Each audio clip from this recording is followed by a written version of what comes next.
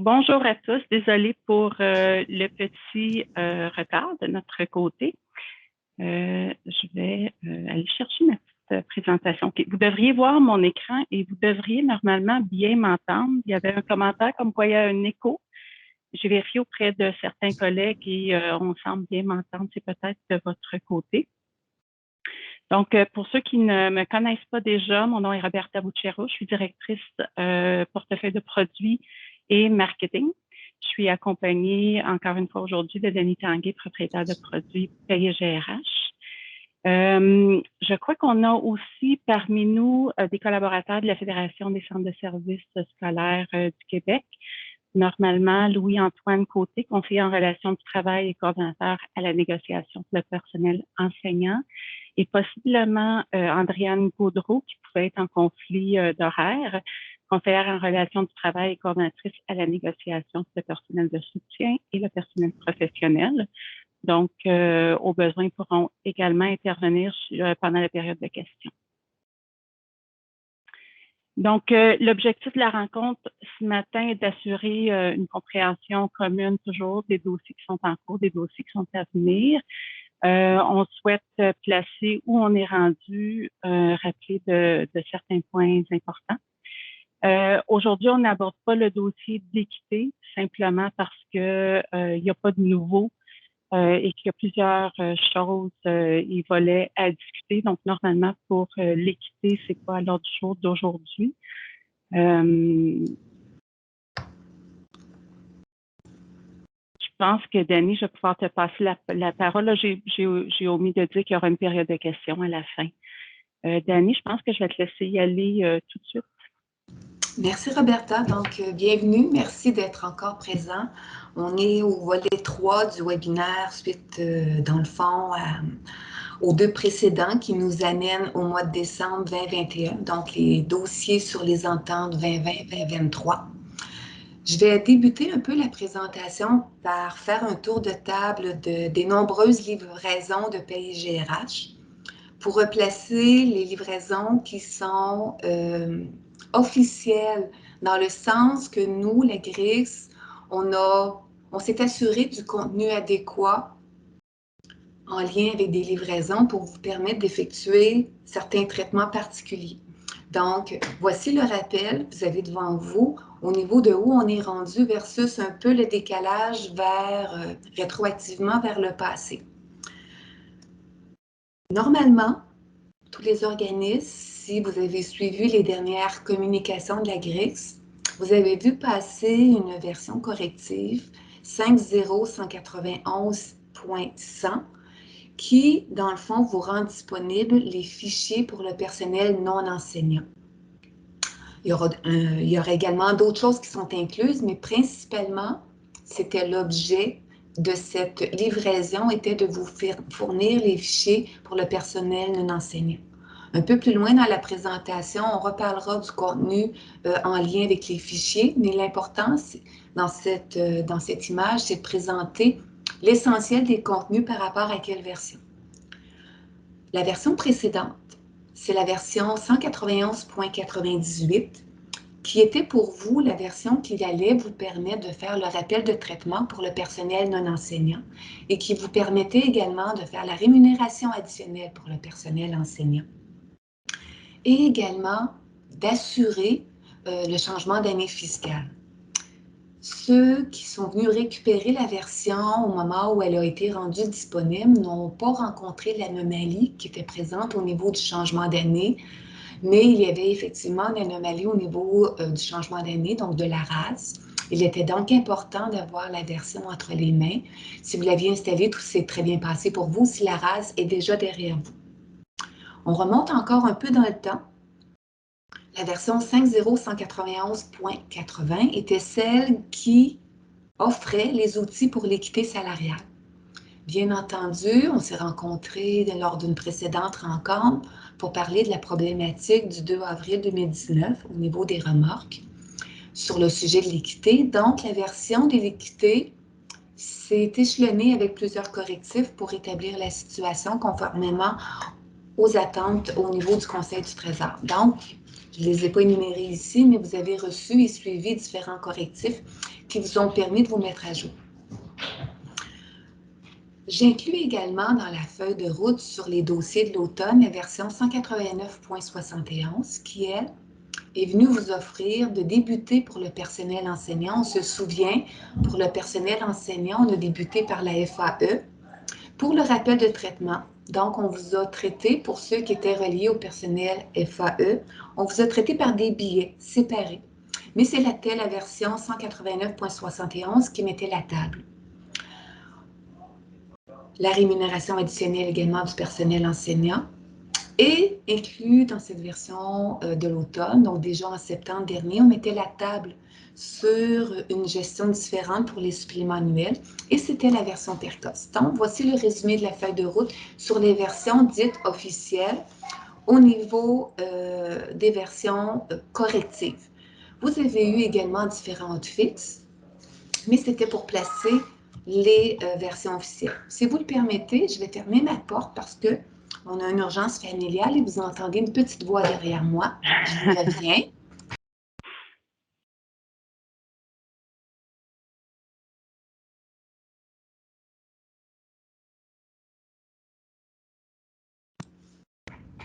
Donc, on a une petite maladie infectieuse infantile et la garderie refuse de prendre les enfants. Donc, je suis la mamie du jour aujourd'hui. Je suis désolée. Et voilà. Donc, Roberta, la prochaine image, s'il vous plaît. Parfait. Rapidement, sans passer en revue tous les contenus, je vous ai présenté l'essentiel, mais si vous voulez un rappel et vous voulez vous servir du PowerPoint aujourd'hui qu'on va vous rendre disponible pour regarder chacun des éléments, ce qui était inclus. On vous conseille fortement d'essayer de nous suivre le plus rapidement possible pour vous mettre à jour puisque chacun des éléments se construit à partir de l'élément précédent. D'accord? Si on regarde la dernière version du 10 décembre dernier, en plus des dossiers de rappel de traitement qui sont inclus et qui vous permettent d'aller de l'avant, vous allez récupérer deux requêtes qui sont les requêtes 1035 et les requêtes 1037. Donc, je vais en reparler un peu plus loin, mais ces deux requêtes-là sont importantes pour vous et vous devrez, peu importe où est-ce que vous êtes rendu dans le temps, si vous venez récupérer cette version, vous devrez sensiblement exécuter la 1037 dans des délais très rapprochés, puis je vous expliquerai un peu le pourquoi un peu plus tard. Roberta? Donc ici, au travers de tous les dossiers, on n'est pas exempt de la fin d'année. Donc, on vous aurait rendu disponible une marche à suivre et on est venu vous offrir le hotfix habituel qui vous permet de mettre à jour la table des taux. Rapidement, on s'est rendu compte qu'au niveau de la plaquette du facteur d'équivalence, il y avait une coquille, donc un petit ajustement à faire. Donc, dans la même journée, on a remis disponible la requête pour vous permettre d'être à jour au niveau des taux légaux de l'année qui vient. Donc, cette requête est à exécuter, bien entendu, si vous ne voulez pas mettre à jour tous les taux manuellement. Afin de vous permettre de retrouver toute l'information au même endroit, on vous a construit une page où tous les documents se retrouvent regroupés parce qu'on est bien conscient que depuis le début des dossiers chauds de l'automne, on a rendu disponible plusieurs communiqués, puis au fil du temps, on peut avoir de la difficulté à retrouver l'information et suivre les communiqués de la grise. Donc, la nouvelle page que l'équipe des services vous a rendue disponible regroupe pour chacune des catégories de personnes tous les documents qui vous sont rendus disponibles et vous aurez à même cette page-ci maintenant un complément. Donc, on va s'assurer de la mettre à jour pour que vous puissiez récupérer toute l'information. Roberta? Suite aux rencontres où je me suis joint à vous le 2 décembre dernier, ce sont des rencontres où j'ai été invitée à partager à deux moments différents dans l'avant-midi des questions. Donc, je me suis rendue disponible, les gens des services m'ont accompagnée. Donc, on s'est rendu compte qu'il y avait beaucoup de questionnements au niveau des étapes. Qu'est-ce qui devait être permis dans un même cycle de paie? Donc, on vous a fait une foire à questions pour que vous puissiez y retrouver grossièrement une question-réponse, mais de l'ensemble des sujets qui ont été adressés le 2 décembre dernier. Donc, je vous invite à consulter la FAQ, la foire aux questions, pour que vous puissiez retrouver l'information sur des questions qui ont été posées, les réponses qui ont été données. Donc, c'est un complément aux rencontres du 2 décembre dernier pour vous permettre de suivre et de conserver, de relire les réponses qui ont été fournies à ces rencontres. Donc, la FAQ vous a été rendue disponible le 3 décembre, donc la journée suivante des rencontres que vous avez eues où j'étais présente avec vous. La version 191-98 était la version officielle des dossiers. Là, je vois des questions passées. Si vous me le permettez, je vais descendre tout le contenu, puis on pourrait, Roberta, par la suite, regarder les questions qui rentrent, mais je vous le dis, je ne les vois pas rentrer. Tout ce que je vois, c'est un petit pop-up qui passe. Donc, c'est pour cette raison que je ne vous réponds pas. Je vais vous répondre un peu plus tard, mais les questions sont dans la conversation.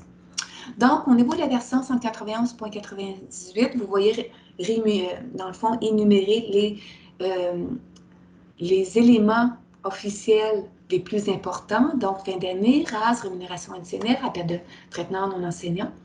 Et, important de le souligner, c'était la version qui permettait, au niveau du calcul de paye, pour les organismes qui avaient déjà traité l'équité, avant qu'on puisse vous fournir les outils pour la remorque du 2 avril 2019, c'est à ce moment-ci, si vous avez installé la 198, que le calcul de paye au niveau du calcul d'intérêt a été mis à jour pour s'assurer que l'intérêt puisse bien se prélever pour les organismes qui avaient déjà procédé avant le 22 novembre dernier. Donc, c'est important. Puis on vous a communiqué à ce moment-ci, quand vous avez reçu cette communication, que ça touchait principalement les organismes pour le calcul de paie, la correction qui était présente, ceux qui avaient dû procéder avant qu'on puisse intervenir pour la remorque du 2 avril 2019. Roberta? En plus, si vous allez dans le document où les documents sont regroupés, vous allez retrouver, dans le fond, si on vient faire des mises à jour sur nos guides, les correctifs sur les mises à jour avec les dates des correctifs. Donc, on sait qu'il y a beaucoup d'informations qui vous est acheminées. Donc, on essaie de vous rendre disponible les mises à jour, puis de vous faire un visuel s'il y a des mises à jour sur de la documentation pour que vous puissiez vous y retrouver. Principalement, on a senti pertinent de le faire, considérant qu'il y a eu beaucoup de communication sur l'équité, sur les cas particuliers du 2 avril 2019. Roberta? Je vais aller rapidement parce que à partir de maintenant, ce que vous voyez à l'écran, je l'ai présenté au webinaire précédent. Donc, s'il n'y a pas de questions, on en a déjà parlé. Donc, on peut passer, Roberta. Vous allez voir, j'ai mis un petit crochet dans la barre de gauche, vous mentionnant que ces éléments-là ont déjà fait l'objet du webinaire précédent. Donc, il n'y a pas de questions. C'était juste pour regrouper dans ce PowerPoint-ci tout ce qui avait été communiqué. Donc, ça, c'est déjà été communiqué, Roberta. Idem pour ceci, pour le dossier REA, ça a déjà été fait l'objet d'une précédente discussion. La même chose, Roberta, on peut passer. La FAE également, on peut passer. J'ai mis un petit crochet. Roberta, j'arrive au sujet. Donc, je sais que j'ai vu des questions passer. Je n'ai pas vu la nature des questions. Roberta, c'est toi qui mènes la rencontre d'aujourd'hui. Est-ce qu'on regarde les questions? Moi, personnellement, si vous me donnez, puis je vais te laisser parler par la suite, Roberta, j'ai beaucoup d'informations qui suivent, qui peuvent être en lien avec les questions. Donc, je ne sais pas si les questions vont faire en sorte qu'on va répéter 2 fois les mêmes choses. Donc, Roberta, est-ce que tu veux qu'on adresse les questions? On pourrait les prendre à la fin, Dani. Parfait. Donc, on va revenir dans la conversation par la suite. OK. C'est bon. Les sujets qui vont être présentés à partir de maintenant sont des sujets qui, à nos yeux, sont importants pour vous permettre de bien suivre où on en est rendu maintenant. Tel que Roberta l'a précisé, je ne reviens pas sur l'équité, considérant qu'il y a eu beaucoup d'échanges sur l'équité déjà. Donc, je veux apporter des éléments nouveaux pour lesquels vous pourriez avoir des questions et ça vous pourrait permettre dans la période de questions d'explorer ces sujets-ci. Donc, avec la dernière version que vous êtes venu récupérer ou que vous allez récupérer si ce n'est pas déjà fait, vous allez avoir une requête qui est la requête 1037. La requête 1037 est très importante et elle s'assure de placer correctement 3 échelons dans une échelle précisément. Cette requête doit être exécutée dès que vous allez avoir terminé l'équité et avant de débuter le processus pour le personnel enseignant. Donc, on vous invite à exécuter la requête pour s'assurer de faire la mise à jour de l'échelle 220 pour le corps d'emploi. Oh, il manque un zéro. Il manque un petit zéro pour le corps d'emploi 2112. Donc, c'est l'ajout de 3 échelons. Pourquoi? Suite aux livraisons, ce que vous avez fait, je veux vous rassurer, le changement massif est adéquat. Tout votre personnel est bien payé. Il n'y a pas eu de soucis si l'individu était hors échelle suite à ce que vous avez déjà fait. Il n'y a aucun impact au niveau monétaire pour les individus. Par contre, on veut placer l'échelle pour s'assurer que lorsque vous allez charger les prochains fichiers d'échelle, on puisse faire, dans le fond, le parallèle pour les hors échelle sur de nouveaux échelons. Donc, si vous regardez, les échelons 18-18, 16-18 et 17-18 étaient des échelons qui ont découlé de la relativité salariale et on veut s'assurer d'en créer de nouveaux pour les prochains chargements d'échelle sur lesquels on va travailler. Donc, si vous aviez des gens qui étaient hors échelle, qui pointaient sur l'échelon 18-18, lorsque vous allez procéder pour le personnel enseignant, ces individus maintenant vont changer d'échelon et vont pointer sur des échelons 27-18, 46-18 ou 47-18 selon le cas. Donc, la requête vient s'assurer de faire le parallèle entre ce qui aurait dû être fait par les fichiers d'échelle, mais ce n'avait pas été fait, mais on place la situation pour s'assurer que par la suite, toutes les échelles sont adéquates et qu'on ouvre de nouveaux échelons pour le personnel non enseignant qui pourrait être hors échelle. Donc, c'est important, vous devez tous exécuter la requête 1037. Maintenant, abordons le sujet des fichiers reçus. Je viens de voir une question de Mme Gilbert passer. Vous devez tous exécuter la 1037, même si vous n'avez pas à passer immédiatement les fichiers pour le personnel professionnel. C'est pour placer, dans le fond, les échelles actuelles avant le chargement des prochaines échelles. Je vais m'assurer que c'est clair, Mme Gilbert. Si vous avez posé la question, il y en a certainement d'autres qui ont la même compréhension. Je n'ai pas été assez claire.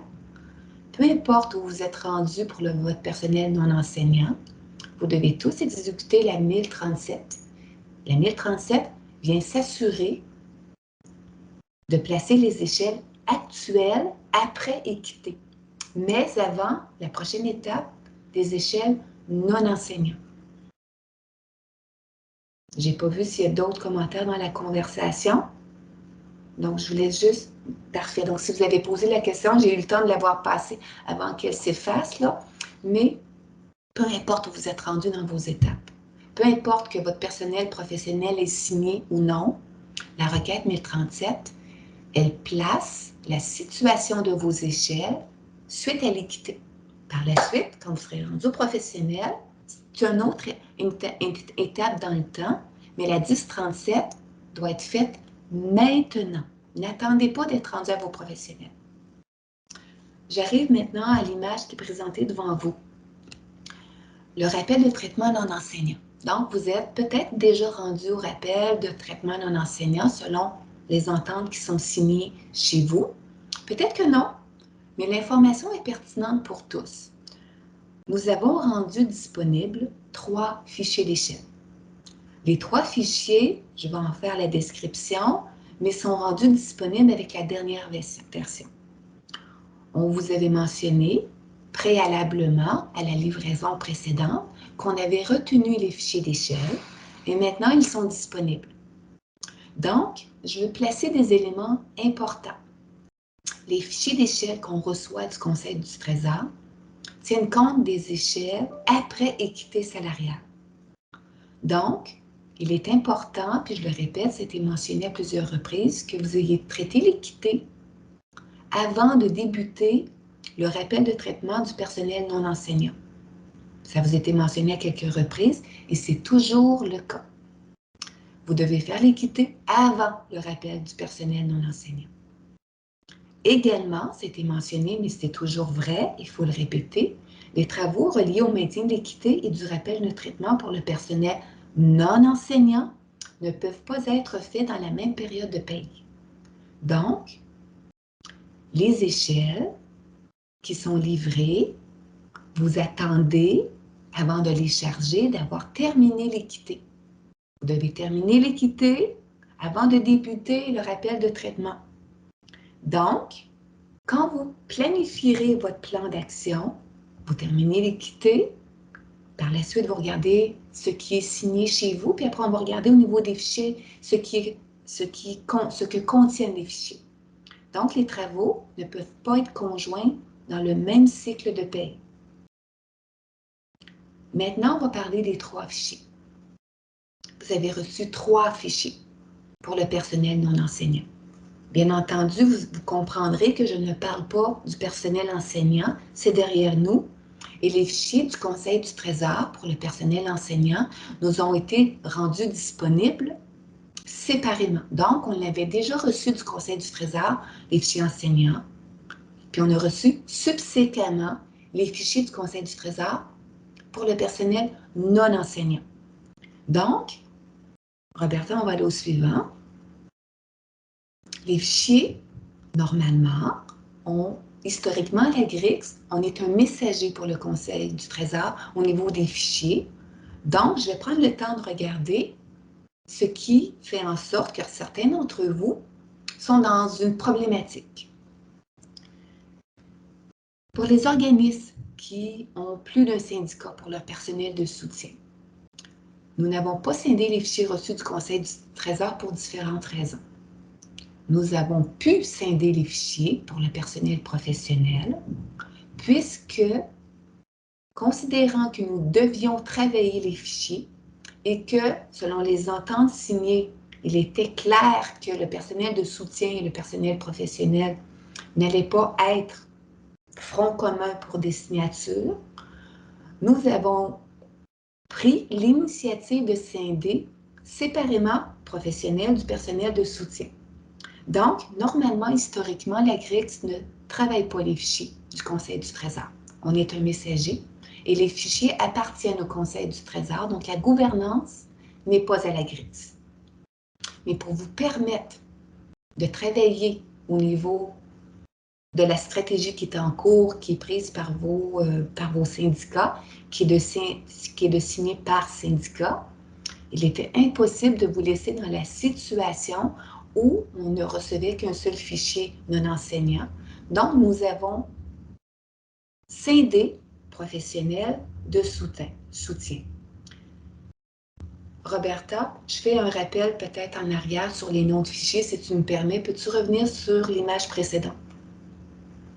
Donc, en bas, dans le fichier dans le répertoire dons de PGRH, vous avez le fichier complet qui est celui du Conseil du Trésor, qui porte le nom table non enseignant C2020.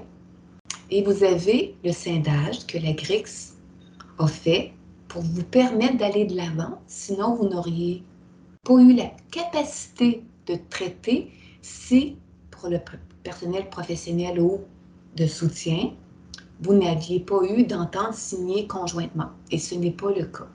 Donc, voici les noms des fichiers tels qu'ils ont été rendus disponibles. Je reviens maintenant à la situation qui concerne certains organismes qui sont parmi nous aujourd'hui.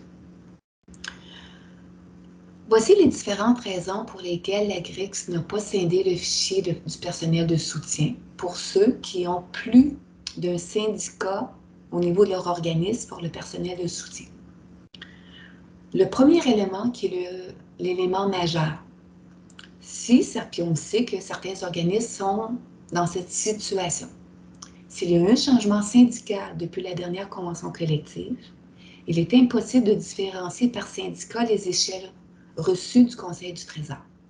Ce que nous, on reçoit du Conseil du Trésor, ce sont les échelles qui ne sont pas les échelles de PIGRH et qui sont en lien, dans le fond, avec des corps d'emploi. Donc, si vous avez eu un changement syndical depuis la dernière convention pour le personnel de soutien, actuellement, vous êtes dans l'impossibilité de faire un travail puisqu'il n'y a aucune notion par affiliation syndicale au niveau de nos fichiers d'échelle. Nos fichiers d'échelle sont par corps d'emploi. De plus, considérant que le fichier du Conseil du Trésor n'est pas par syndicat par numéro d'échelle, considérant qu'historiquement, la GRIX ne modifie aucunement les fichiers de reçu, donc cette année, il y a eu une initiative de la GRIX pour vous permettre de travailler, mais normalement, on n'a pas la gouvernance des fichiers. Considérant que chaque organisme peut avoir des particularités propres et que nous ne désirons aucun risque, considérant qu'aucune certitude ne nous permet, la GRIX, de considérer qu'un organisme n'a pas modifié une référence d'emploi en utilisant un corps d'emploi 4 et par la suite 5 dans une même référence d'emploi. Actuellement, on a vécu un problème connu au niveau des psychologues où on a été en situation d'urgence parce que, selon des pratiques, vous avez utilisé des mêmes références d'emploi. Considérant qu'actuellement, les tests non effectués ne sont pas faits sur la situation du scindage, actuellement, la position de la GRIX, puis on peut se garder à la fin de la rencontre juste les organismes concernés pour rester ensemble. Voici les éléments qui font en sorte qu'aujourd'hui, vous n'avez pas de scindage sur le fichier de soutien. Pour le bénéfice de la rencontre, puis pour s'assurer que tout le reste de l'information que j'ai à véhiculer aujourd'hui puisse bien se faire pour les organismes qui ne sont pas dans la situation que je décris dans ce moment, je vous invite à la fin de la rencontre pour regarder les arguments puis entendre vos préoccupations, mais en fin de rencontre, lorsqu'on aura épluché toutes les questions qui touchent l'ensemble du réseau. Donc, je sais que c'est une problématique pour vous. Je sais que pour certains, c'est inacceptable. Donc, on se rencontre à la fin. On va être présents, les gens de la direction et moi, et on va rester en vase clos pour discuter de la suite pour vos organismes. Maintenant, j'aimerais poursuivre, Roberta, pour l'ensemble des informations qui touchent tous les organismes qui sont présents. Je veux préciser, pour éviter des anomalies, on est à quelques jours de Noël. On est tous, de part et d'autre, face à des enjeux majeurs. Vous êtes débordés, vous êtes fatigués. Il y a eu énormément de travaux que vous avez dû accomplir dans des temps très restreints. Je vais prendre le temps d'expliquer certaines situations à risque et de demander une vigilance. Donc, je vais prendre le temps d'énumérer. Vous allez peut-être trouver simple que je prenne le temps de mentionner ces éléments-là, mais si on peut éviter de part et d'autre des anomalies dans les jours qui viennent suite à des oublis ou de ne pas y avoir tout simplement songé, ça valait le rappel. Donc, les ententes, voici des questions qui pourraient être posées. Les ententes 2020 de mon personnel de soutien affilié au même syndicat pour mes corps d'emploi 4 et 5 sont signées. Je charge quel fichier? Vous allez aller regarder au niveau des fichiers, vous allez charger le fichier qui est en lien avec la situation qui est signée pour votre organisme. Donc, si uniquement votre personnel de soutien et que pour les corps d'emploi 4 et 5, vous avez le même syndicat, vous pouvez aller de l'avant avec le fichier qui porte le nom soutien. Qu'est-ce que je fais pour mon fichier professionnel? Vous vous mettez en attente. Important, vous ne chargez pas les deux fichiers ou vous ne chargez pas le fichier qui comprend l'ensemble du personnel si vous n'êtes pas dans la situation par votre organisme où autant le personnel soutien que professionnel a signé. Je sais que c'est peut-être simple comme affirmation, mais on est tous actuellement dans l'urgence Et pour s'assurer de la bonne suite des choses, prenez le temps d'aller vous poser les questions. Quelle est la situation? Quel est le fichier que je dois charger? Donc maintenant, l'entente, à l'inverse de mon personnel professionnel est signée. Je fais quoi? Ben, je charge les fichiers uniquement pour mon personnel professionnel et je me mets en mode attente pour charger le personnel de soutien. Roberta? Si l'ensemble des ententes du personnel non enseignant ont signé, je peux utiliser bien entendu le fichier complet.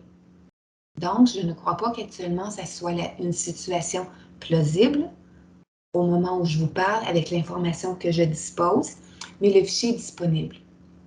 Roberta?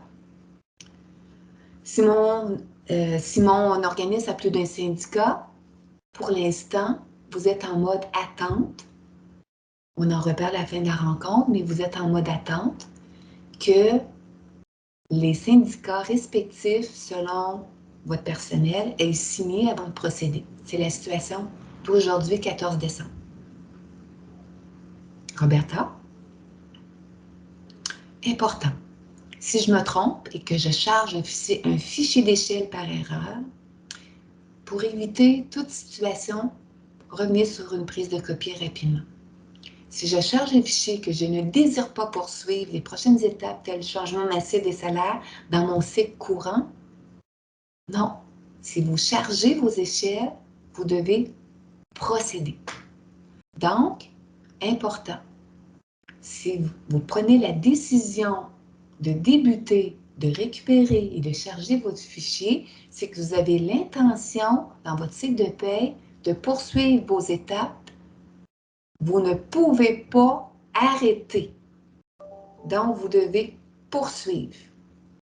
C'est une situation qui n'est pas envisageable que vous puissiez décider de charger et de ne pas poursuivre les étapes qui sont à l'intérieur de la documentation jointe avec la livraison. Vous devez poursuivre.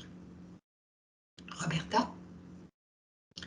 Les scénarios qui sont là vous ont été rendus disponibles dans la FAQ, dans la foire aux questions, et ça rappelle aussi les situations sur lesquelles il y a possibilité d'agir et sur lesquelles il n'y a pas possibilité. Donc ça, c'est un rappel visuel que je trouvais intéressant, même si j'en ai parlé précédemment. Roberta, on poursuit. Le calcul d'intérêt. Si vous avez la chance de ne pas avoir besoin du calcul d'intérêt, merveilleux, vous pouvez procéder. Si votre organisme n'est pas dans les délais par rapport aux ententes et que vous avez besoin d'un calcul d'intérêt, vous avez un calcul qui vous est fourni et vous avez la responsabilité de l'activer.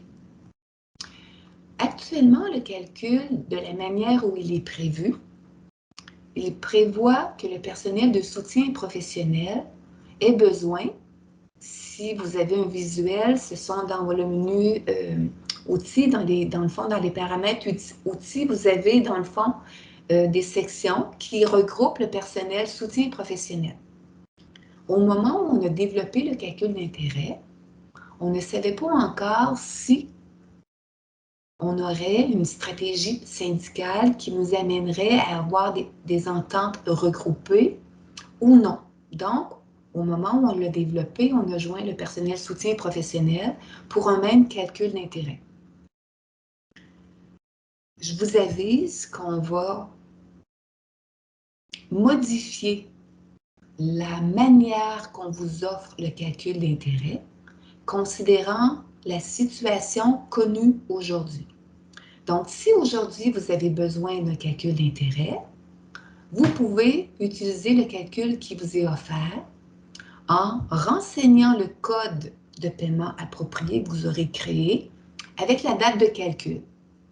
Vous devez et vous êtes responsable d'aller renseigner le code de paiement et la date de calcul pour avoir un traitement d'intérêt par le calcul de paie.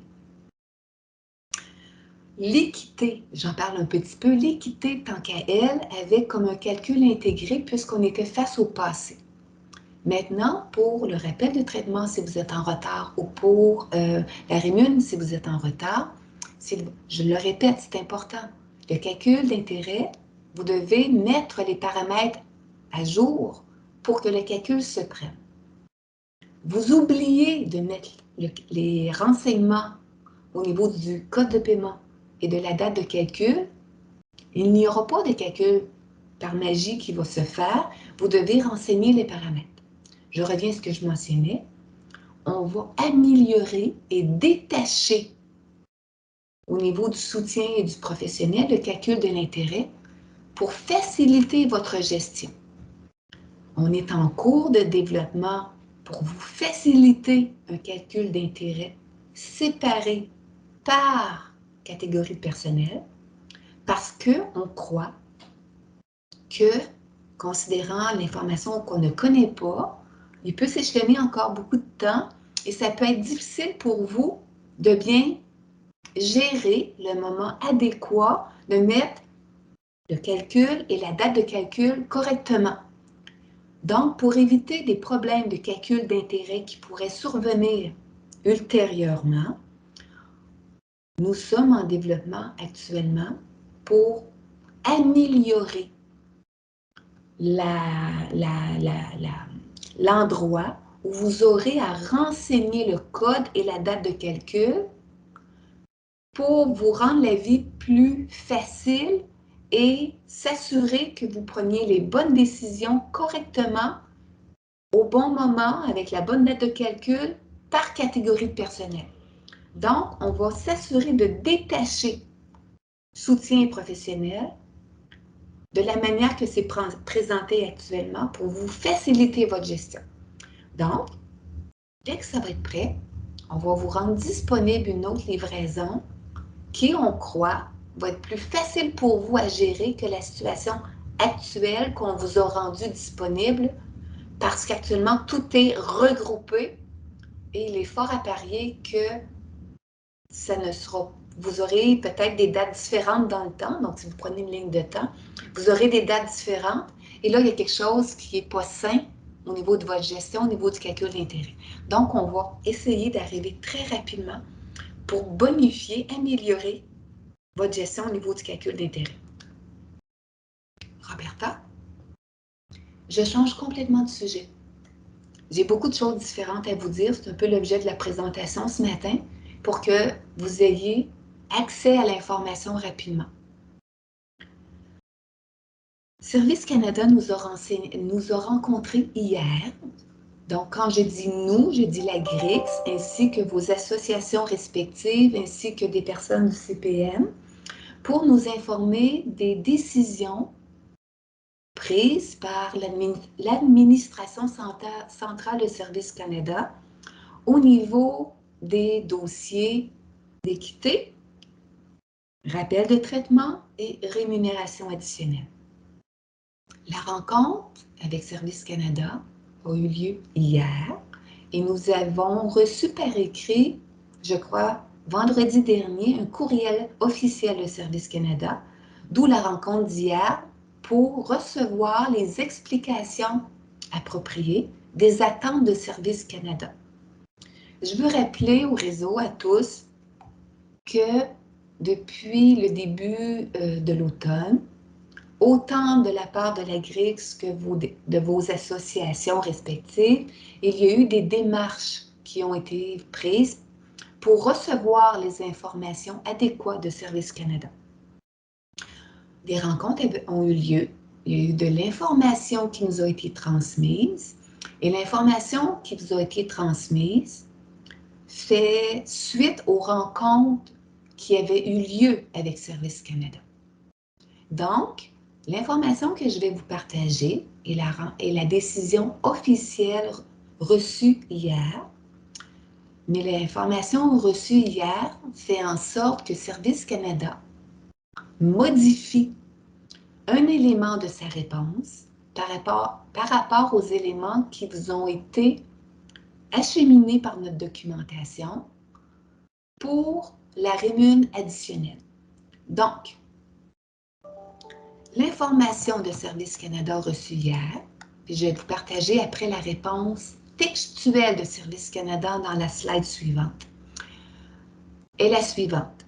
Au niveau de l'équité salariale, au niveau du rappel de traitement, l'information que vous avez eue de la part de la documentation de la GRIX au niveau de la répartition à l'assurance emploi était de mettre dernière semaine, donc répartie égale à 3. L'information a été confirmée hier par Service Canada. C'est toujours approprié.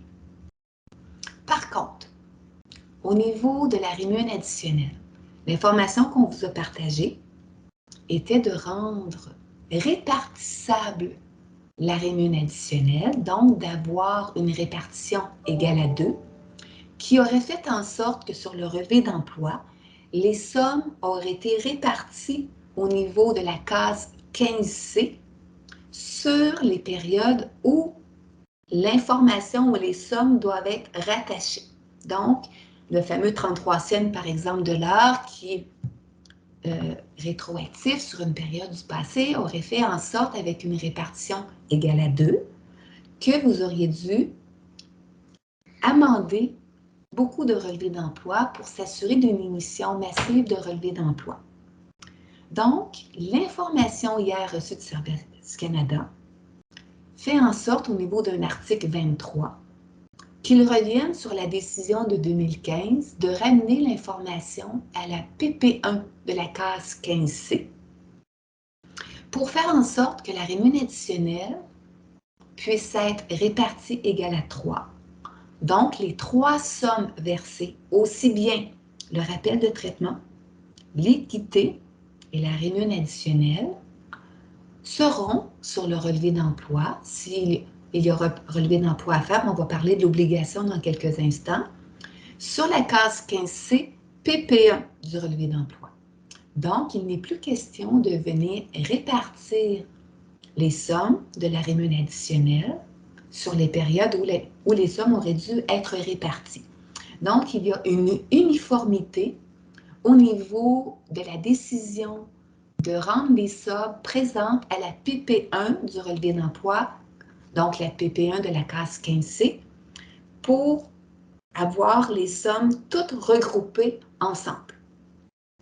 Pour ceux qui ont vécu la convention précédente ou la convention de 2015-2020 prévoyait également un versement de sommes rétroactives. Pour ceux qui ont vécu la situation problématique des relevés d'emploi de l'époque, à l'époque, en 2015, nous avions placé, suite à des directives de Service Canada, l'information à la PP1.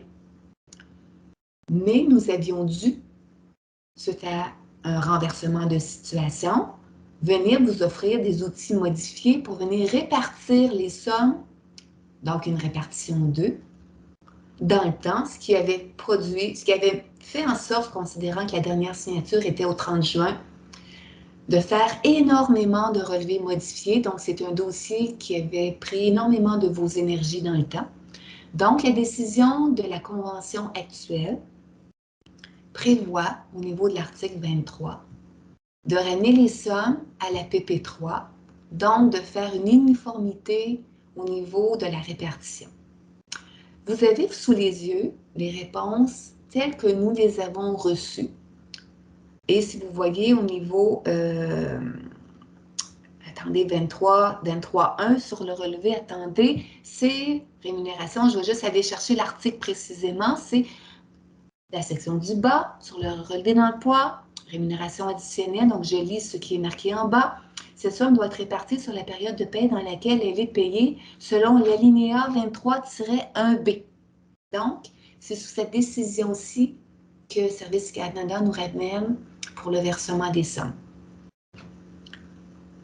En fait, la décision de Service Canada est facilitante pour vous puisqu'elle va réduire considérablement l'émission de relevés d'emploi modifiés. Roberta, on peut parler maintenant là, de la slide suivante.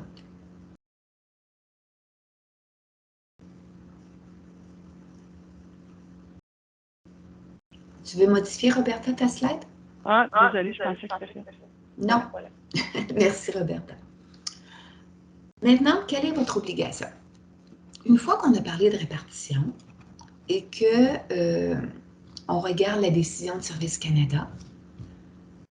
On revient, avant que j'aille plus loin sur l'obligation, on revient sur la situation de 2015-2020 où les organismes, la grande majorité d'entre vous, avaient fait des relevés modifiés en quantité industrielle, mais que, suite à plusieurs mois de discussion, Service Canada avait retenu son obligation de produire pour les organismes qui ne l'avaient pas fait de l'époque. Maintenant, parlons de la décision de maintenant. Vous avez l'obligation d'émettre un relevé d'emploi modifié, mais pour quelle situation? Pour les situations de votre personnel qui a quitté votre organisme et pour lesquelles ces individus reçoivent des sommes en lien avec les ententes. Donc, vous aurez l'obligation d'émettre des relevés d'emploi modifiés pour le personnel qui ont reçu des sommes, aussi bien de l'équité, de la rémunération additionnelle que du rappel de traitement, et qui ont quitté votre organisme. Vous avez également l'obligation d'émettre un relevé d'emploi modifié pour ceux qui, dernièrement, ont reçu un relevé d'emploi, mais qui sont toujours en lien avec leur lien d'emploi avec vous, mais pour lesquels ils pourraient avoir une demande de réévaluation. Donc, je parle précisément des situations de maternité-paternité. Donc, voici l'obligation et pour quelle catégorie de personnel l'obligation de faire des relevés d'emploi, Service Canada s'attend de les recevoir. Maintenant, hier, on a adressé la question du délai. Service Canada n'a pas de délai en termes de délai prescrit pour des relevés d'emploi modifiés. Donc, le délai qui s'applique à l'émission d'un relevé d'emploi lorsque vous devez, suite à la perte du lien d'emploi, faire un relevé selon les délais de X nombre de jours suivant la perte du lien d'emploi, ne s'applique pas pour des relevés d'emploi modifiés. Ce qui était convenu avec Service Canada et vos associations respectives vous partageront la même information, c'est que vous avez un délai raisonnable. Qu'est-ce qu'on entend par délai raisonnable? Le délai raisonnable est d'émettre un relevé d'emploi dans les mois suivant le versement des sommes. Les mois ne sont pas le mois de janvier 2022. Les mois tels qu'ils ont été mentionnés dans la conversation d'hier sont dans les prochains mois. Donc, au niveau de la GRIX, en ce qui concerne l'information qui devrait être véhiculée à tous, c'est que vous avez le délai raisonnable de produire des relevés d'emploi modifiés dans les prochains mois. Idéalement, ce qui a été discuté hier, c'est avant le prochain massif de la fin d'année budgétaire. Donc, si vous nous demandez à la GRIX, est-ce que je dois le faire au mois de février, au mois de mars, au mois de janvier, au mois d'avril, vous êtes dans la situation d'un délai raisonnable. Pour ce qui est du moment précis, la GRIX n'a pas la réponse à quel est le délai raisonnable. La réponse obtenue est dans les prochains mois. Pour ce qui est des individus qui pourraient bénéficier d'un relevé d'emploi modifié, mais qui sont toujours en lien avec vous, avec votre organisation, c'est sûr que pour eux, le délai raisonnable peut être plus restreint, puisqu'ils peuvent bénéficier, dans le fond, d'une analyse de leur dossier. Donc, s'il y a urgence d'émettre des relevés d'emploi modifiés, l'urgence provient des gens qui sont toujours en lien avec votre organisme. Donc, si on regarde l'obligation, c'est que Service Canada maintient l'obligation d'émettre des relevés modifiés pour les individus ayant quitté votre organisation mais qui reçoivent des sommes. Le délai est dans les prochains mois. On n'a pas d'informations sur le moment précis, mais favorablement avant la fin d'année budgétaire, avant le prochain massif. Et pour les gens qui sont toujours en lien, l'urgence provient de ce groupe de gens qui pourraient bénéficier d'un relevé d'emploi plus rapidement. Roberta, à la prochaine.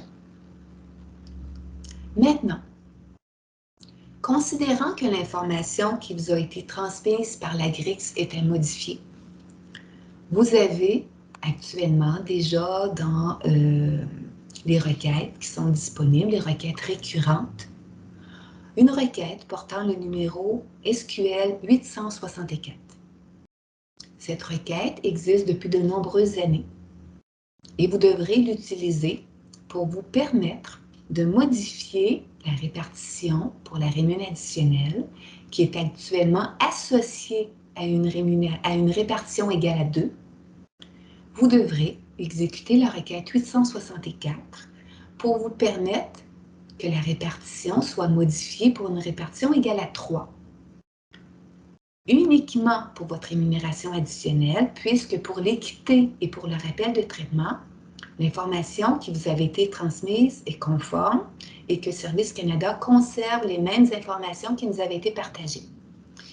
Donc, vous avez déjà en main la requête qui vous permet d'aller de l'avant pour modifier la répartition pour que le petit 2, qui est répartition, dans le fond, réparti, puisse devenir 3, réparti dernière semaine. Vous n'avez aucune attente au niveau de la GRIX pour vous livrer un outil différent de cette requête. Vous pouvez, dès maintenant, aller récupérer la requête SQL qui est disponible et faire un essai dans une banque test pour vous assurer que tout est conforme pour vous. Et si vous regardez au niveau de la requête, je vous l'ai présenté l'image, vous allez devoir renseigner le code que vous avez créé pour la rémunération additionnelle et aller mettre des dates en fonction des dates où vous avez versé la rémunération, ce sont des dates de chèque, et indiquer l'indicateur 3 pour venir changer la répartition. Donc, l'outil est déjà disponible. Vous pouvez procéder dès maintenant. L'information et la décision de Service Canada est officielle. Donc, je vous invite à utiliser la requête pour vous rendre conforme dès maintenant pour ne pas oublier si vous avez déjà versé. Si vous n'avez pas déjà versé, pour le personnel pour le personnel dans le fond de soutien ou professionnel, si votre rémunération additionnelle n'est pas encore traitée, nous rendrons la documentation modifiée au niveau de nos guides, mais vous devez prendre note et vous assurer avant de modifier pour 3, malgré que notre documentation actuellement indique toujours 2. On va s'empresser de corriger la documentation, mais à partir de maintenant, on considère que vous avez tous, ainsi que nous, et l'ensemble des informations telles qu'on l'a tous reçu hier. Donc, c'est 3 qui est la décision rendue par Service Canada. Roberta. Je change de sujet pour les feuillets fiscaux, ça s'en vient quand même assez rapidement. L'information que j'ai à vous donner pour les feuillets fiscaux, c'est qu'on demeure toujours sur la version 5.0.191, ce qui veut dire qu'on va restreindre tout autre changement ou correction ou anomalie qui aurait été corrigée par la GRIX. On va s'assurer de faire une version la plus vanille possible pour les feuillets fiscaux. D'accord? Et considérant que les 2 paliers gouvernementaux n'ont pas effectué de changements majeurs à leur feuillet, les informations, si vous avez déjà produit les feuillets de l'an passé avec nos outils, les informations sont sensiblement les mêmes que l'an passé pour les feuillets fiscaux. Donc, tout porte à croire que la version, vous l'aurez en janvier assez tôt pour vous permettre de débuter vos feuillets fiscaux assez rapidement. Donc, voici pour les feuillets fiscaux. Ce que je voulais vous mentionner, c'est que les changements gouvernementaux sont très, très, très légers, qu'il n'y a pas de nouveautés majeures, ce qui fait que la version des feuillets sera livrée en janvier et non début février, et qu'elle sera avec une version quand même assez vanille. Donc, vous n'aurez pas à avoir une annexe de livraison avec plein d'éléments nouveaux avant d'installer la version pour que vous puissiez procéder rapidement. Roberta? Le seul élément qui vient s'ajouter à la version des feuillets fiscaux est la livraison du dossier des congés compensatoires pour votre personnel cadre et hors cadre. Donc, avec la version des feuillets fiscaux en janvier prochain, le dossier qu'on a retenu par manque de capacité à l'automne dernier est enfin terminé. Donc, vous l'aurez avec la version des feuillets. Je suis pleinement consciente que vous avez certainement déjà fait des travaux pour votre personnel cadre et hors cadre, mais vous jugerez opportun ou non d'utiliser ce qu'on vous a rendu disponible.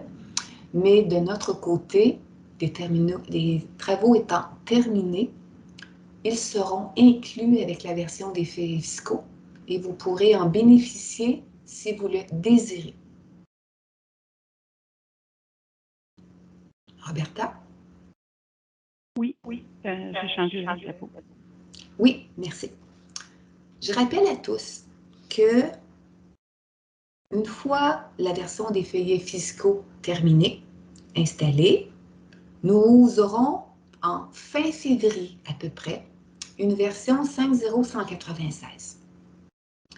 Je veux vous mentionner que cette version va inclure des changements technologiques, des changements de cybersécurité, qu'il y aura beaucoup de dossiers de correction d'anomalies.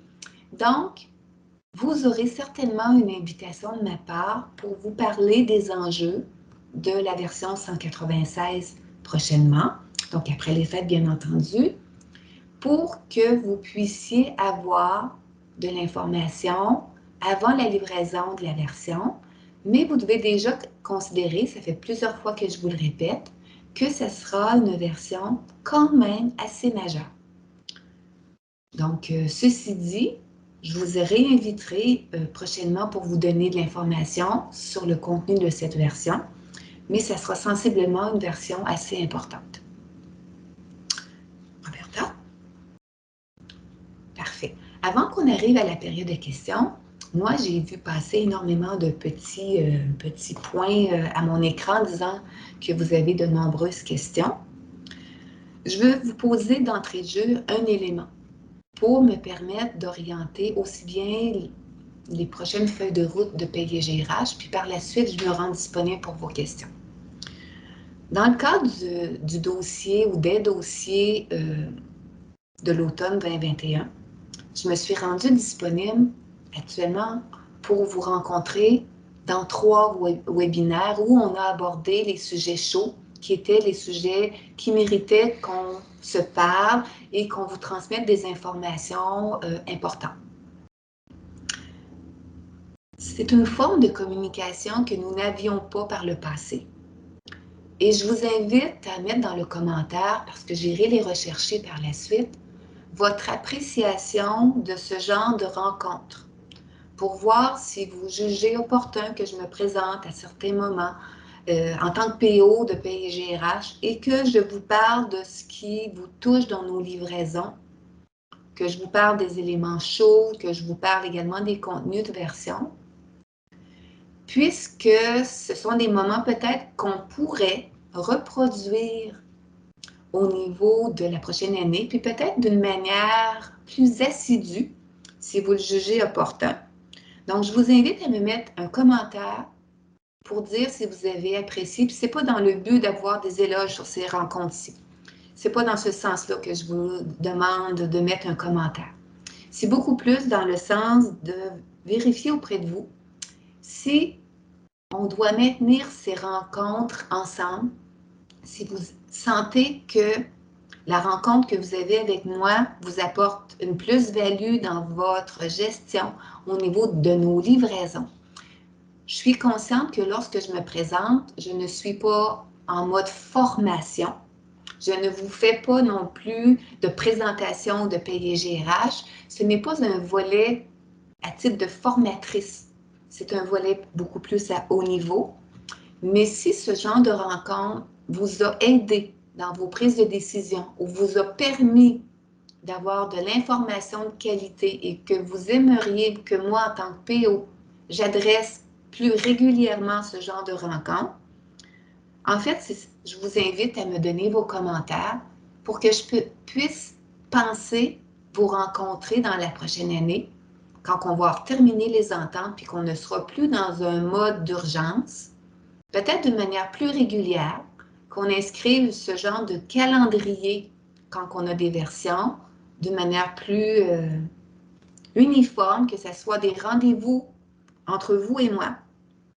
Donc, voilà, je vous invite à me donner vos commentaires pour que je sache si c'était d'une manière extraordinaire qu'on le fait, c'était merveilleux, on a partagé ensemble de l'information et nous, à la Grix, on a jugé que c'était opportun. Mais si vous désirez qu'on perdure dans le temps ces rencontres, moi, c'est vos commentaires d'aujourd'hui qui vont me permettre de savoir si je vous rencontre à nouveau et si j'instaure ce rituel à chacune des livraisons. Donc, si je vois que c'est positif, ça me fera plaisir d'être avec vous d'une manière plus régulière. Sinon, bon, c'est comme le dernier volet, à moins qu'il y ait urgence sur les volets de dossiers d'équité, d'entente, de rappel, qu'on sente un besoin de se revoir. Mais sur le type des volets au niveau des dossiers des ententes, normalement, ce webinaire-ci, ça ne veut pas dire qu'il n'y en aura pas un quatrième, mais il sera dans une situation où on juge qu'il faut revenir sur le dossier des ententes. Mais moi, je vous parle dans un volet plus régulier où on n'est pas confronté à des situations qui sortent de l'ordinaire. Donc voilà, je vous invite à mettre vos commentaires. Puis Merci, à partir Dani. de là, on part des questions, Roberta. J'ai vu passer Oui, plein de choses, mais je n'ai pas rien vu. Donc, je ne sais pas comment vous voulez m'adresser vos questions. oui, je vais demander aux gens qui ont des questions de lever la main. Je vais vous donner le micro à tour de rôle. Je vais également passer dans les commentaires, mais si vous préférez passer au micro, ça va être plus facile de donner l'ordre de priorité. Il est déjà 10h10, donc il reste 20 minutes. On ne pourra pas déborder du temps alloué, mais on va essayer de rester concis dans les réponses. Il risque d'être difficile de répondre aux questions très pointues. Ce que je vous propose, compte tenu des questions qui peuvent être en suspens par rapport aux deux syndicats, c'est qu'on laisse les 10 minutes de la fin. Donc, on va poursuivre jusqu'à 10h20 avec tout le monde. Ensuite, à 10h20, j'inviterai ceux qui ne sont pas touchés par la question des deux syndicats de quitter, puis on pourrait rester en plus petit groupe pour discuter de ces questions-là. Donc, je vais aller voir tout de suite et les commentaires et les mains levées. Je vais partir avec les mains levées parce que ça va me permettre d'aller lire les chats. Alors, je donne la parole à Chantal Boudreau. Il faut que j'ouvre votre micro, je crois. Non, c'est fait. Parfait.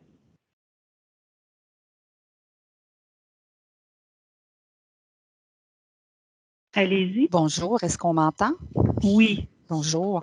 J'ai deux choses. La première, c'est plus un commentaire constructif parce que je vis un énorme malaise avec toutes les productions dans un cycle de fin d'année avec des calculs de paye back-à-back. Donc, la convention actuelle se termine très rapidement. Pour éviter que la situation se reproduise, est-ce qu'il y a une façon de faire pour transmettre l'information au Conseil du Trésor qu'il y a des périodes de l'année où on ne peut pas produire dans un délai aussi restreint des paiements dans un délai de 30 jours avec l'épée de Damoclès au-dessus de la tête avec les intérêts à verser. Ça, c'est une chose. Puis l'autre chose, la question a été posée dans le chat, mais est-ce qu'on va recevoir un outil pour la production massive des relevés d'emploi à modifier pour les congés parentaux? La réponse au premier point, j'ose espérer, on a des intervenants là, qui sont présents. En fait, on entend le commentaire, mais vous comprenez qu'il est difficile pour la Grix d'émettre un commentaire sur le point numéro 1. Donc, je vais aller tout de suite au point numéro 2. Le point numéro 2 pour l'outil. La réponse est oui. On est en travaux avec déjà l'outil qui est présent dans PayeGRH qui porte le nom des suivis des relevés d'emploi modifiés. J'espère que vous le connaissez tous. C'est un outil qu'on a incorporé il y a peut-être 2 à 3 ans qui vous permet de voir s'il y a des sommes qui sont versées pour un individu qui a déjà reçu un relevé d'emploi, puis on a ajouté dernièrement des paramètres qui vont permettre de restreindre, dans le fond, la portée, puis il y a la possibilité également d'avoir des filtres sur l'outil. Mais la contrainte actuelle avec le suivi des relevés d'emploi modifiés, c'est que l'outil vous oblige à aller individuellement, un par un, faire des relevés d'emploi modifiés. Donc, pour vous rassurer, on est en développement pour permettre une sélection à partir du suivi des relevés d'emploi modifiés pour vous aider dans l'optique de faire un massif ou une sélection étendue pour accélérer, dans le fond, la génération de relevés modifiés. Aujourd'hui, on est en développement. Donc, à votre question, est-ce que la GRIX va vous aider? La réponse est oui. Est-ce que c'est prêt? La réponse est non. Est-ce qu'on va arriver sous peu? Absolument. Mais comme vous venez de le dire précédemment, on est face à tout ce qui arrive et c'est quand même un développement plus complexe. Donc, on va arriver sous peu pour vous aider. Donc, dès que c'est prêt, on espère arriver, puis je vous dis, le délai raisonnable que nous avons pour ça, c'est janvier. Donc, malgré l'obligation d'émettre des relevés d'emploi modifiés que j'ai parlé tout à l'heure, on espère arriver pour vous aider en janvier le plus rapidement possible. Donc, c'est le mieux que je peux faire pour répondre à votre question. Oui, on va vous aider. Oui, on a un délai qui est, nous, beaucoup plus restreint pour vous permettre d'aller de l'avant, mais considérant le moment de l'année puis la complexité de la correction, on pense arriver en janvier. C'est le mieux que je peux vous répondre pour cette question.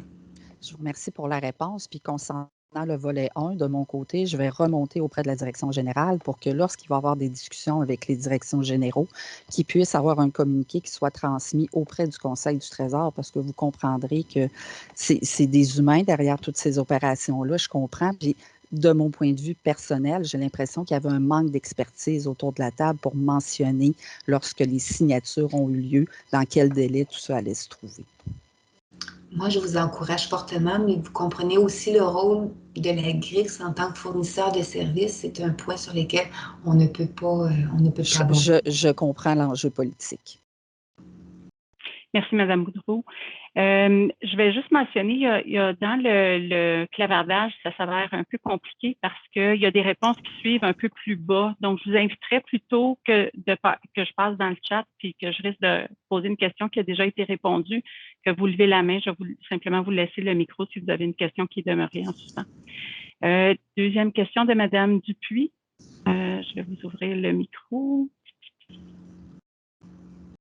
Ça devrait être bon. Vous êtes là?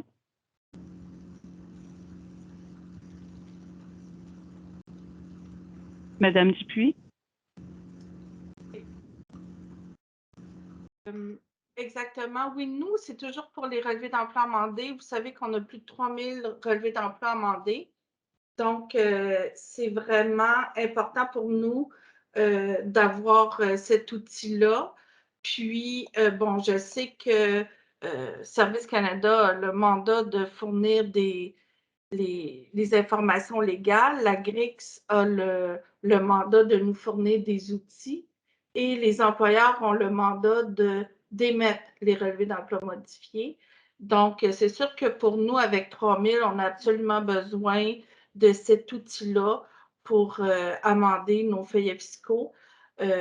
L'outil va être apprécié, mais par contre, je sais qu'actuellement, l'outil de suivi des relevés d'emploi, bon, il y avait des petites coquilles à améliorer. C'est un gros développement, mais à l'époque, on avait eu un script qui nous avait permis d'amender nos relevés d'emploi. Donc, est-ce que ça serait pas plus rapide d'utiliser ce script-là pour nous permettre de les amender rapidement? Effectivement, à l'époque, on avait eu un script, mais le script avait été développé sur une assez longue période. J'avais été également incluse à cette période-là pour participer à ce développement. Et on va l'évaluer, Madame Dupuis, mais pour l'instant, je peux juste vous dire qu'on va vous accompagner dans l'outil qui va vous être rendu disponible. Et on aimerait aussi que ce qu'on est en train de faire ne soit pas du jetable, mais qui puisse vous permettre dans la vie de demeurer. Donc, si l'effort de temps est le même pour produire une requête SQL ou de venir modifier le suivi, puis si vous avez parlé de coquet, je vous invite toujours à nous adresser si vous avez des problèmes avec les outils qui sont rendus disponibles par la GRIC, ça nous en faire part. Mais l'outil qui est le suivi des relevés modifiés est quelque chose qui perdure dans le temps. Donc, si par la suite on met les mêmes efforts dans cet outil, vous serez à même de conserver et d'être en mesure de faire des modifiés pour n'importe quelle autre situation qui pourrait se présenter. Donc, pour un effort comparable, on va regarder le meilleur pour vous, puis pour aussi la pérennité de paie et gérage. Mais j'ai entendu votre commentaire, donc on va l'analyser. Merci. Mélissa Gosselin. Oui, en fait, moi, j'avais un petit point en lien avec le réparti 3. Là, je l'ai écrit dans le chat, là, mais juste pour votre information, malgré que mon code de paiement de rémunération additionnelle soit paramétré avec un code 2, la production de rémunération additionnelle a versé dans le réparti 3 déjà. Donc, tous mes paiements ont passé avec réparti 3. Donc, visiblement, la production n'écoute pas, en guillemets, le paramétrage. Puis, dans le fond, le SQL 864 devient inutile. Donc, je ne sais pas si tout le monde est dans la même situation que moi, là, mais visiblement, il y a comme ça ne s'est pas bien parlé, mais c'est une bonne chose finalement, puisque ça a versé au 3.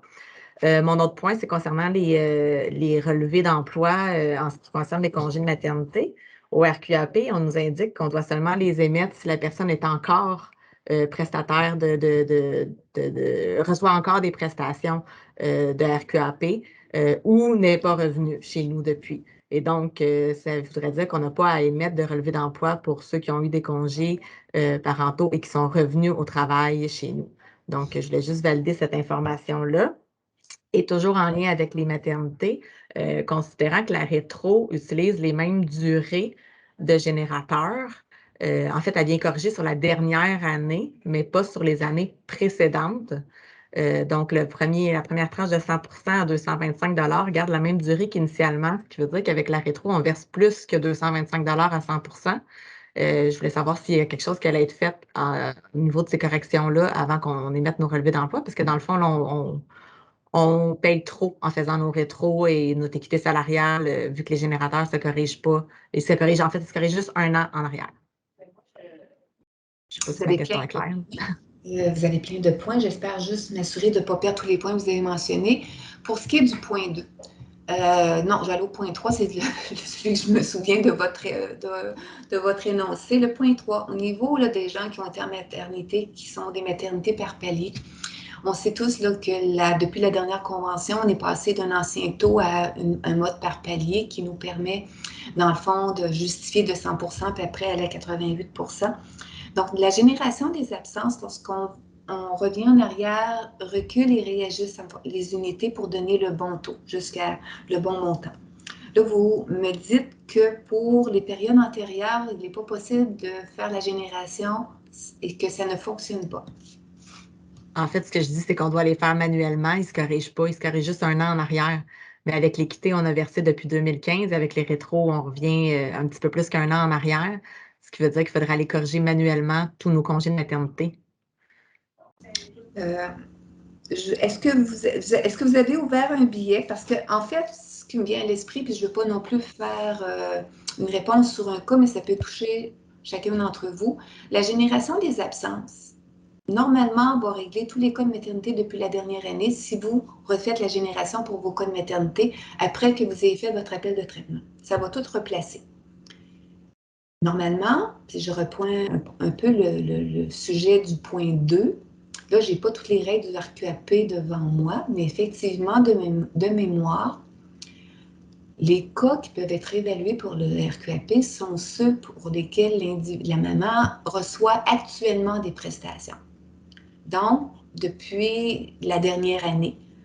Puis là, je le lance comme ça, puis peut-être que c'est moi là, qui ne l'analyse pas assez en profondeur, mais La maternité d'il y a 2 ans ou de 3 ans ou de 4 ans ne sera pas réévaluée par le RQAP. Je comprends qu'elle ne sera pas réévaluée par le RQAP. Par contre, avec les rétros, on verse trop, puisqu'on a gardé la même durée de générateur. Les générateurs se corrigent seulement pour la dernière année.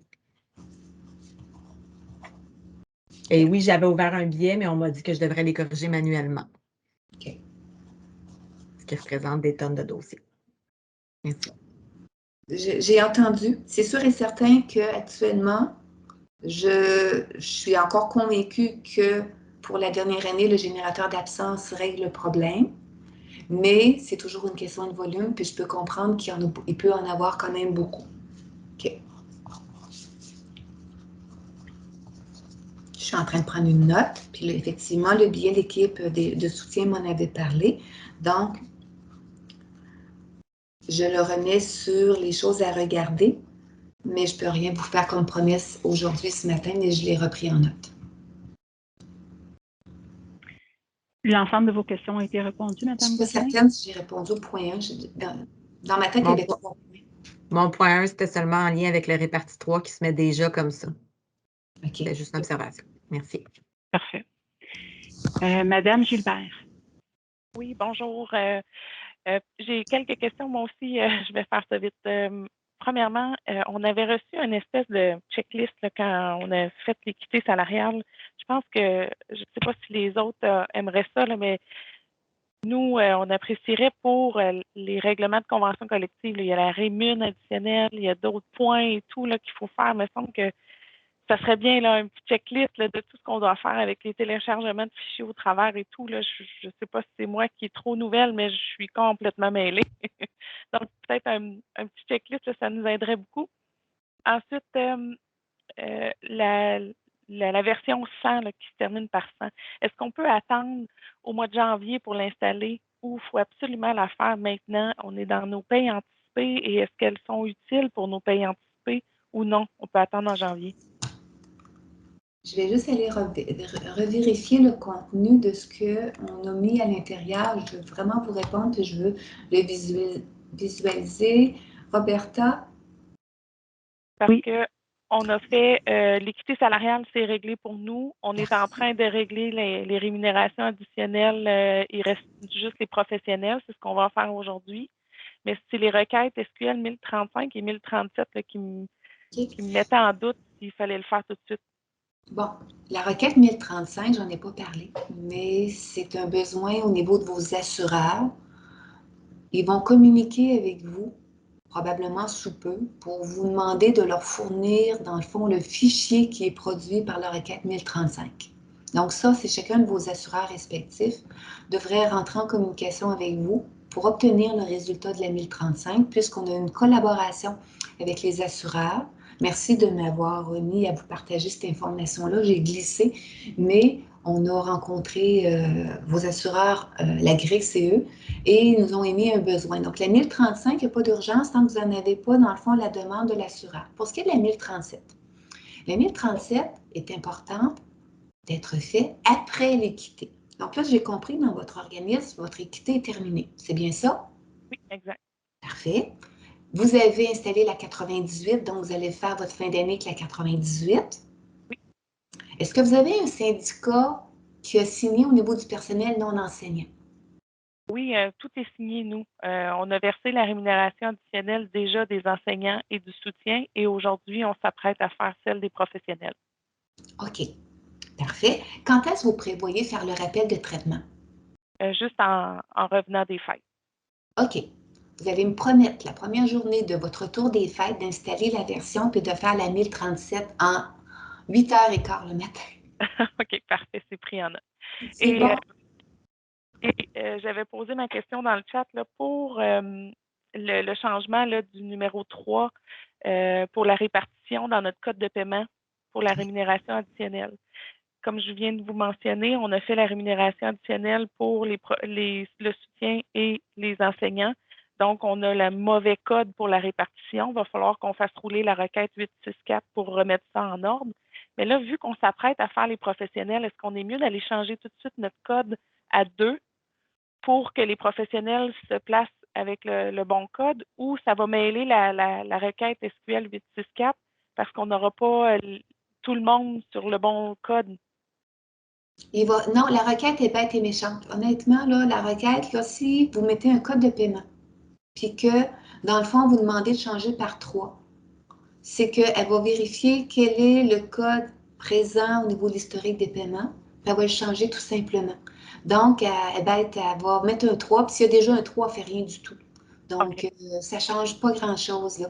Puis, j'invite un peu, je n'ai pas suivi les conversations entre vous par rapport au point qui a été mentionné précédemment.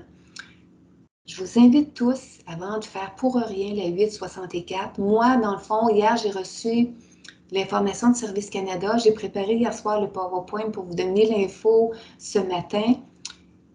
Vérifiez, parce que je n'ai pas hors de tout doute, là, puis l'énoncé précédent qui dit que dans le fond, c'est déjà la répartition 3. Entre le fait de me présenter ce matin puis l'info d'hier après-midi, là, j'ai pas l'information hors de tout doute que vous avez besoin de la 864, OK? Moi, je suis allée récupérer la 864 pour vous donner un outil qui est un palliatif si la répartition n'est pas déjà à 3. Important.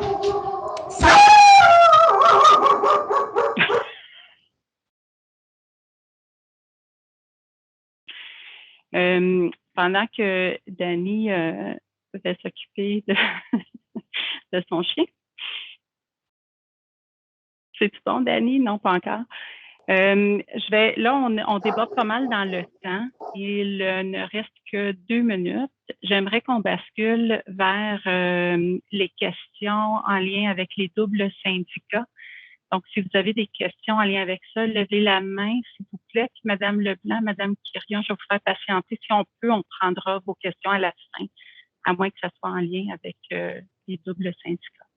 Je vais vous permettre d'ouvrir vos micros quand même, au cas où que ce soit le cas. Voilà. Je m'excuse, les joies du télétravail et les gens qui viennent envoyer les Publisac. Oui, oui.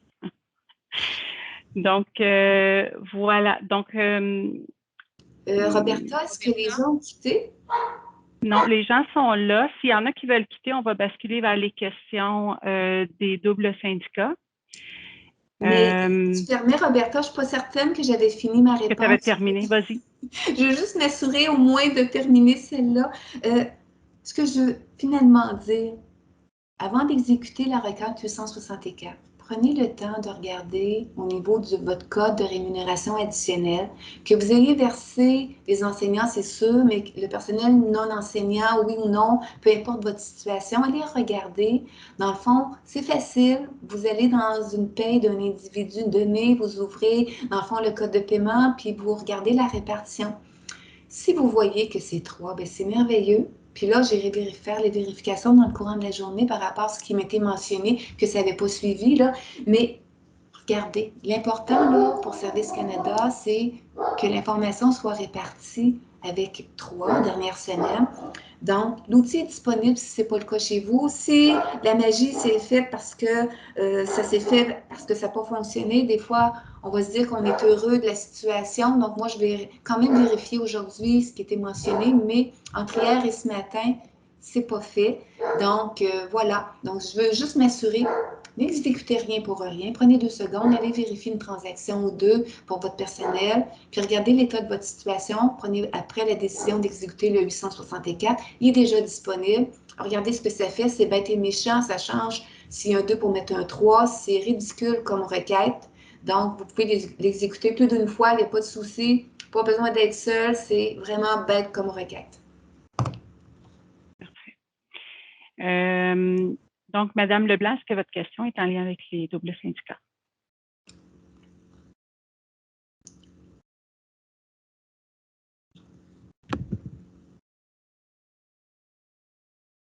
Je vais présumer que non. Madame Quirion? En fait, bonjour. En fait, Bonjour. pas nécessairement, mais moi, je pense que moi, ma question, c'est concernant la date d'intérêt qu'il faut mettre au niveau des paramètres. Ça a un petit peu un lien parce que nous, on a des syndicats, mais on ne peut pas verser la rémunération additionnelle en même temps parce qu'on a 2 accréditations. Mais ceci étant dit, on met quelle date pour les intérêts quand la convention, tout a été signé le 18 novembre? Est-ce qu'on recule dans le temps au 1er avril 2019? Tantôt, Mme Tanguay, vous avez parlé de la date de calcul? Oui, attention, là, vous dites, Mme Quirion, vous dites deux choses importantes. Vous avez 2 syndicats, ça c'est une chose, mais la rémunération additionnelle permet d'y aller par corps d'emploi. Donc, si vous spécifiez les corps d'emploi en fonction du syndicat qui a été signé par votre organisme, qui lui, dans le fond, pourrait recevoir ces sommes, au niveau de la rémunération additionnelle, vous pouvez procéder. Oui, même si, disons, on était correct au niveau des professionnels, au niveau de la date, le 23 novembre, on verse le 23 décembre, donc eux, on n'a pas d'intérêt à verser. On aurait pu verser la rémunération additionnelle en même temps pour ces 2 catégories d'emplois-là? Absolument, parce que la rémunération additionnelle, la manière qu'elle est bâtie, permet de spécifier des corps d'emploi. OK? Donc, si on regarde un peu le principe des fichiers qu'on reçoit du Conseil du Trésor, ce sont des fichiers, dans le fond, qui sont associés à un numéro d'échelle et l'échelle est associée à un corps d'emploi. Si dans votre organisme, vous ne faites pas l'objet d'un changement syndical et que vos gens, mettons, je ne sais pas moi, vous pouvez spécifier que votre corps d'emploi, vos corps d'emploi 4 ou 5, peu importe lequel, mais ont signé, la rémunération additionnelle vous permet de mettre des corps d'emploi précisément et aller de l'avant. D'où l'importance de regarder pour la rémunération si vous êtes capable de procéder avant d'avoir l'obligation d'aller mettre de l'intérêt puis d'attendre pour la rémunération additionnelle. OK. Je veux juste bien comprendre, parce qu'on parle de paramètres au niveau paye pour le calcul d'intérêt qui se fait au calcul de paye. Oui. Dans ces paramètres-là, je n'ai pas l'écran devant moi. De mémoire, on ne mettait pas le corps d'emploi. Non, non, il n'y a pas de corps d'emploi, mais je ne sais pas si on parle de la même chose ou c'est moi qui comprends pas bien ce que je dois vous répondre par rapport au sens de votre question. Je recommence. Je verse la rémunération additionnelle des professionnels, je fais la production, tout est là, et je verse la production de la rémunération additionnelle des ouvriers manuels. Ouvriers manuels et 5 étoiles, professionnels 2 étoiles. Oui. Au niveau du paramètre, parce que je sais que moi, je suis en retard pour mes ouvriers, mes 5 étoiles.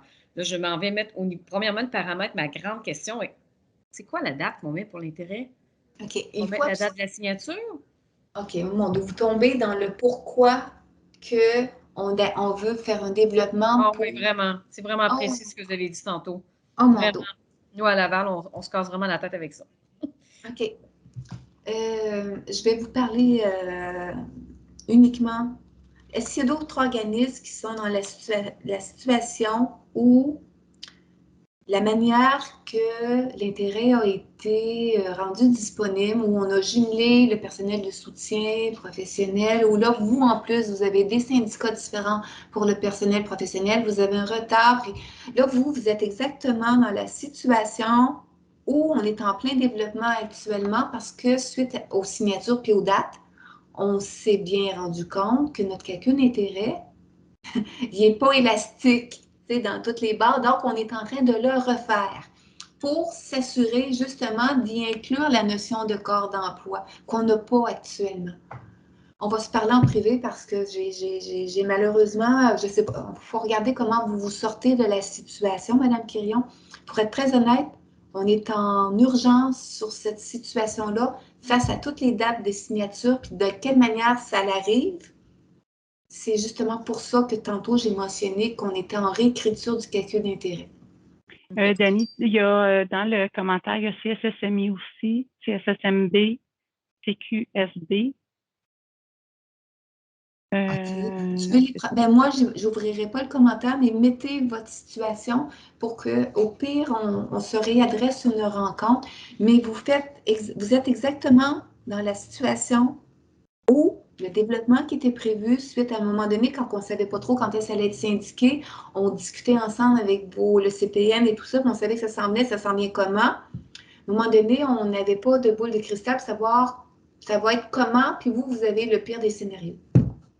Puis, moi, je peux juste rajouter, Mme Tanguay, qu'on ne peut pas dissocier les corps d'emploi dans les paramètres pour le calcul d'intérêt. Mais je ne sais pas si ma grande question, tantôt, c'est la date. Là, nous, on le sait qu'on doit verser de l'intérêt pour nos 5 étoiles, nos ouvriers, notre système manuel. qu'est-ce qu'on met comme date? On sait qu'on va... Ben là, je sais que vous allez dissocier tout ça, mais il va quand même falloir mettre une date. Oui, normalement, la date, là, puis faut toujours s'assurer que ça va être digéré par le calcul de paye. Il faut comprendre que quand vous mettez un code et une date, c'est là où que ça réveille dans le fond, puis qu'il là, il va regarder au niveau du calcul de paye, puis il va partir de cette date-là pour calculer l'intérêt. L'intérêt n'est pas versé sur exemple, c'est pas comme un équité, où l'équité, on est revenu en intérêt jusqu'au 31 décembre 2010, exemple. C'est pas cette forme d'intérêt-là. C'est l'intérêt doit courir à partir du délai dépassant le 31e jour. Si vous avez un 30 jours dans votre signature, dans le fond, l'intérêt court à partir de la journée suivant le 30 jours. Donc, 31. C'est là que c'est le jour 1 de l'intérêt. OK. Donc, si ça a été signé le 18 novembre, je vais inscrire le 19 décembre dans les paramètres. Vous aviez 30 jours, vous n'avez pas d'intérêt à payer. Donc, si je prends, je n'ai pas de calendrier devant moi, là. La signature a été le 18 novembre. Parfait. Si je mets ça sur parce que nous, on est en train de faire le calcul pour le 23 décembre, on oublie ça. Si je verse ça sur le dépôt du 6 janvier 2022, dans mes paramètres, nous allons inscrire, ben moi, c'est ma question, est-ce que je dois inscrire dans les paramètres le 19 décembre? Parce que c'est le 31e jour, comme vous avez dit tantôt. Oui. Oui. C'est ça?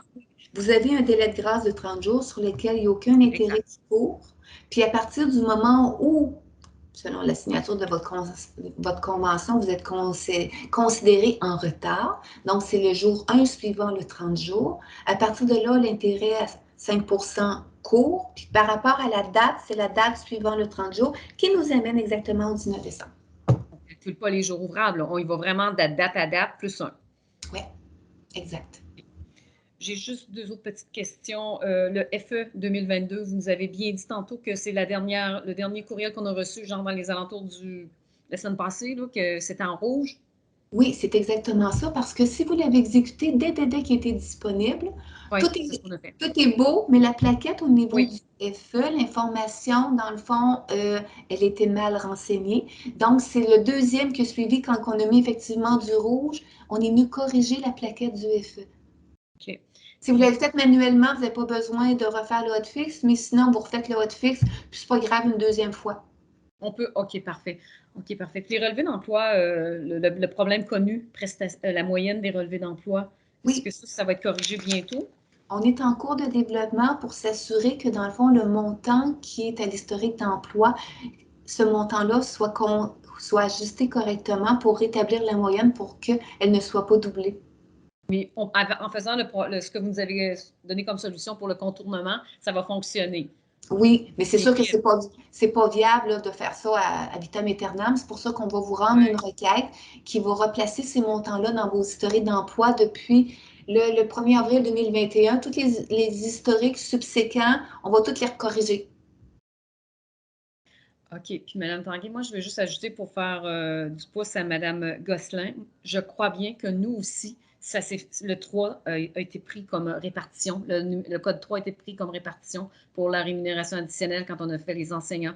Je voulais le vérifier, mais on est en calcul de paye présentement. Puis c'est ça, c'est difficile d'aller en paye test dans le moment. Mais bon, OK. Ben, pour moi, ça me semble clair. OK. Je sais que Mme Leblanc, tantôt, elle avait posé la question. Christine, je ne sais pas si elle a des choses à ajouter. Non, moi, c'est bien, Janine, c'est clair pour la date. Mais le hotfilet FE, là, 2022, la plaquette, là, est-ce qu'elle est conforme avec le deuxième? Parce que moi, ce que j'ai vu dans la documentation, c'était les taux de 2021 qui étaient indiqués dans la documentation. Je peux pas vous répondre sur la documentation. Normalement, mes amis du service sont présents avec moi ce matin, mais moi, je peux vous dire que le deuxième hotfix corrige la situation de la plaquette du FE. Là, je ne peux pas aller voir dans ma paie, je suis en calcul présentement, là, mais... Est-ce que d'autres organismes l'ont exécuté puis peuvent confirmer? Parce que dans le fond, vous avez tous reçu la même information. Pouvez-vous être... parce que moi, je peux vous garantir que le deuxième hotfix, normalement, il corrige bien la situation au niveau de la plaquette. Donc, entre vous, pouvez-vous me dire si j'ai tort ou j'ai raison?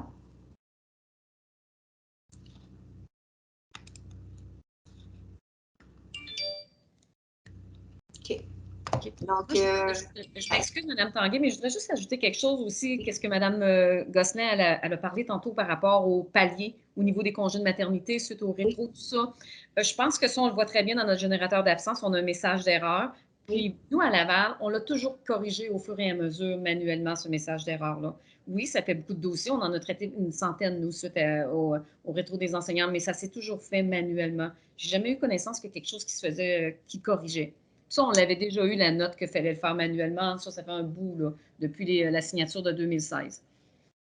Depuis justement l'introduction, là, ça a toujours été, puis on va le dire avec transparence, ça a toujours été une lacune au niveau d'un changement, même à toutes les fois où vous aviez une maternité puis qu'il y avait un changement au niveau de la période, il y avait le message qui vous demandait de régénérer.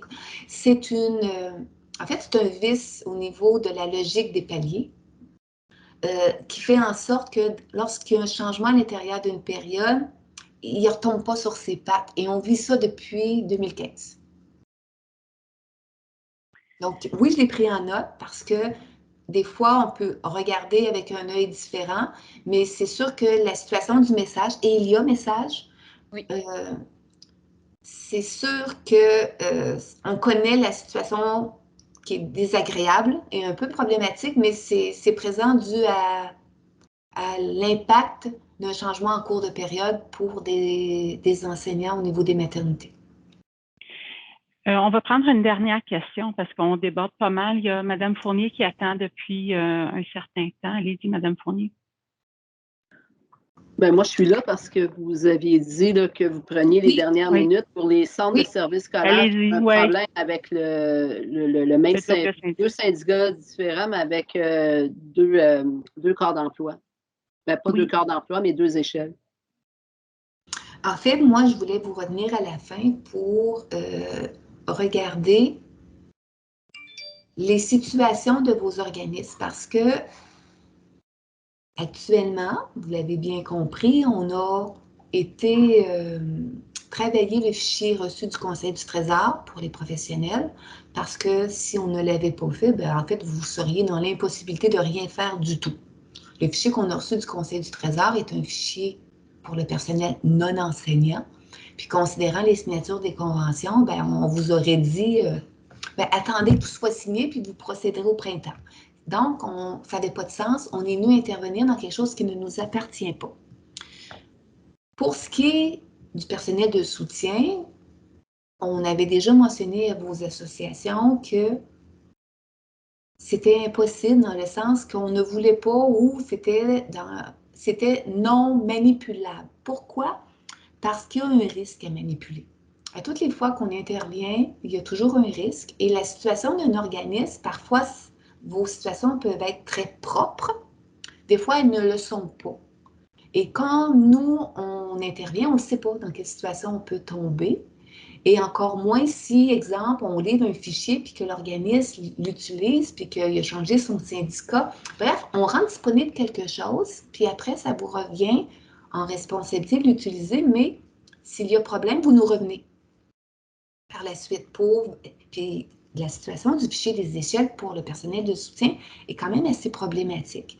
Si, exemple, chez vous, les corps d'emploi 4 et les corps d'emploi 5 sont sur des syndicats complètement différents, puis que vous avez une belle gestion, une saine gestion irréprochable, puis qu'il n'y a pas de changements syndicaux et que vous n'avez jamais eu des mauvaises pratiques dans votre organisme et qu'un individu ne peut pas, dans le fond, avoir...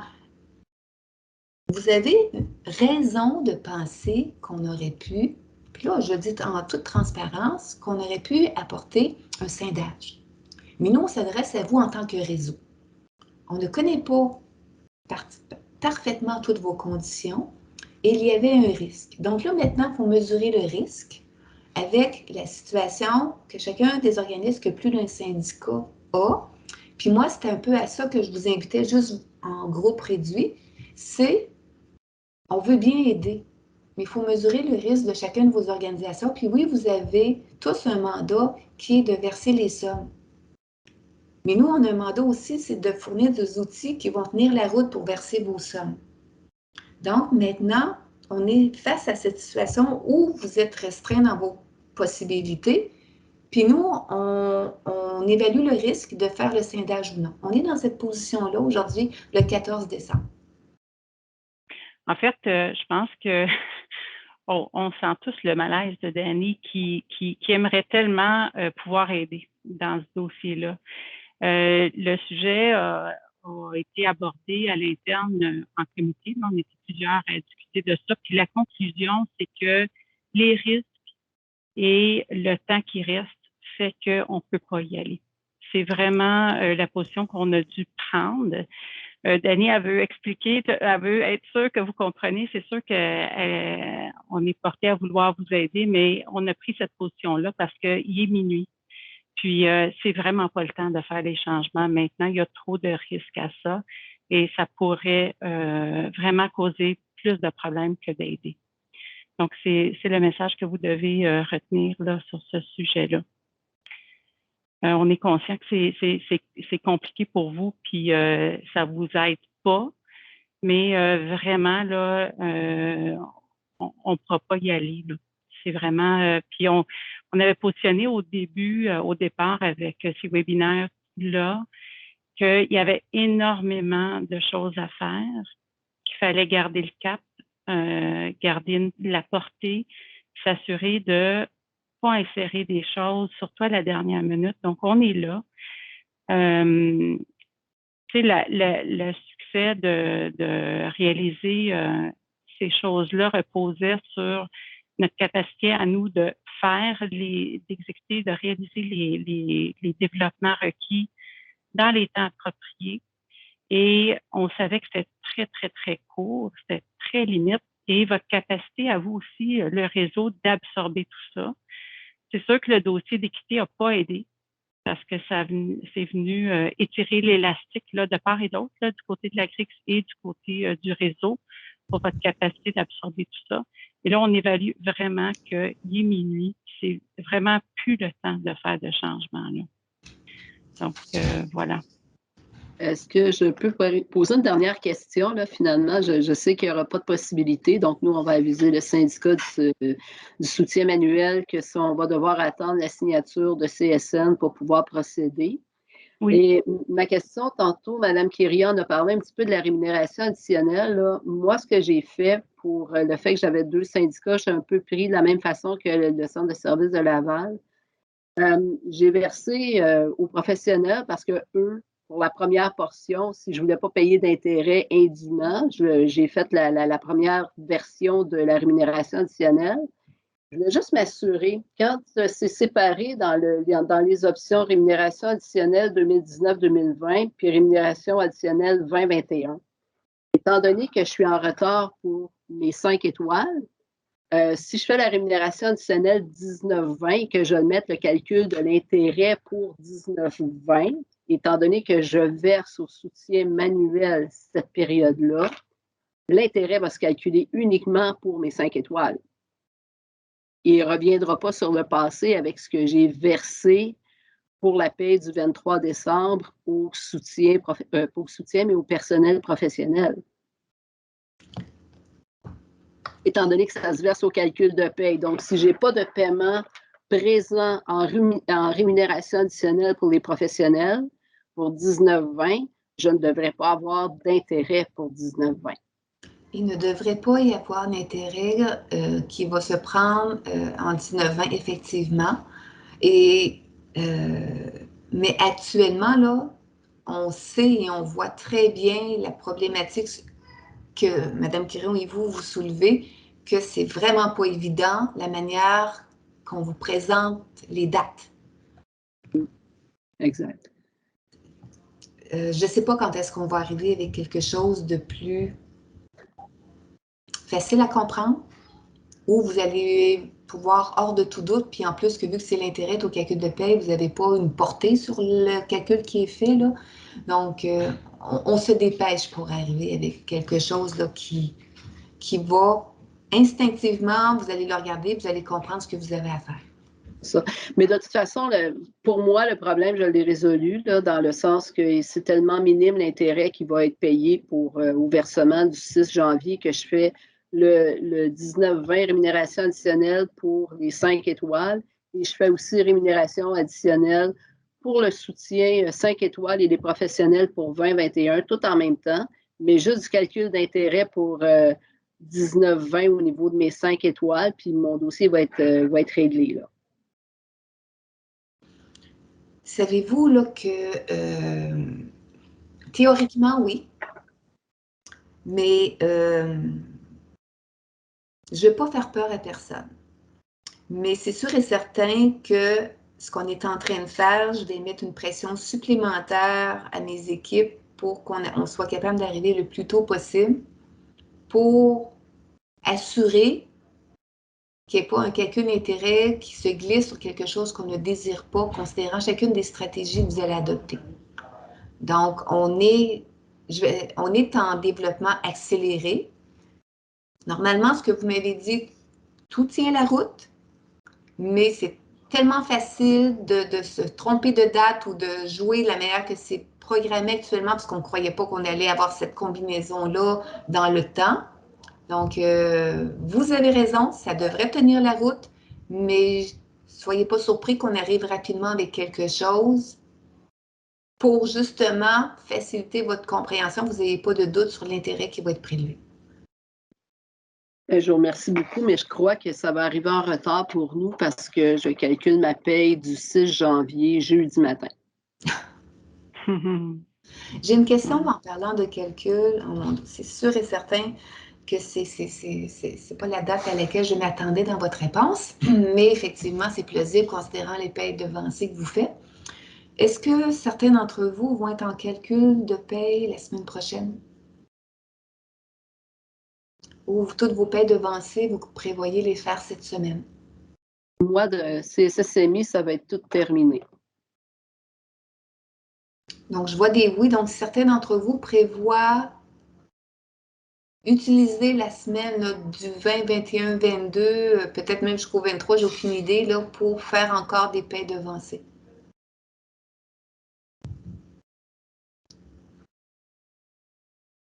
OK. À date, j'en ai vu 4. C'est déjà beaucoup. OK. 5. OK. Excuse-moi, Roberta, il y a déjà, là, j'ai ouvert la conversation, là, vu que je n'étais pas en présentation, puis je les suis, là, les conversations. Le changement d'année, assurez-vous que vous avez la version appropriée pour votre changement d'année au niveau de la race. Donc, la personne, je n'ai pas vu le nom passer, là, mais les gens qui disent qu'ils éprouvent des problèmes avec le changement d'année, je vous invite à regarder sur quelle version vous êtes. Il faut absolument que vous soyez sur la version qui se termine par 98. Donc, je ne sais pas si la personne qui a mentionné le problème, parce que c'est majeur un problème au niveau là, de la fin d'année, puisse confirmer qu'elle a installé la bonne version. Est-ce que ça, c'est prioritaire aussi d'être capable de faire la fin d'année? OK.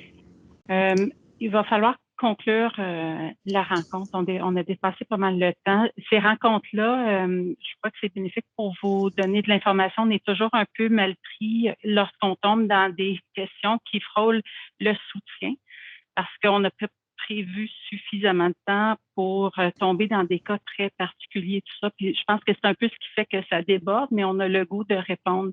Je sais qu'il y a encore plusieurs choses dans le chat. Il y a encore une main levée.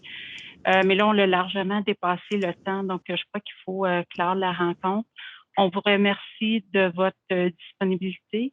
Comme Dani mentionnait, on croit que ces webinaires-là sont bénéfiques pour vous, sont aidants. Que ce soit le cas, oui ou non, essayez de nous donner dans les commentaires aussi en quoi c'est aidant, en quoi ça ne l'est pas. S'il y a des améliorations, des choses que vous aimeriez voir si on poursuit. Dans le fond, ça va nous aider là, à s'orienter. Entre autres, pour la période de questions, on éprouve une difficulté à tenir peut-être le temps. Mais c'est un peu le contexte aussi. Là, je crois que évidemment, il y a beaucoup de choses qui se passent, puis il y a un besoin. Actuellement, on cherche aussi à débloquer, du côté du soutien, il y a énormément de billets, donc on en profite aussi pour essayer de répondre dans ce sens-là. Donc, voilà, ça fait le tour. On vous souhaite une bonne journée. Merci de votre participation. L'enregistrement va être disponible sur la zone client, comme toujours, ainsi que le document. Alors, bonne journée à vous tous. Merci. Merci. Au revoir.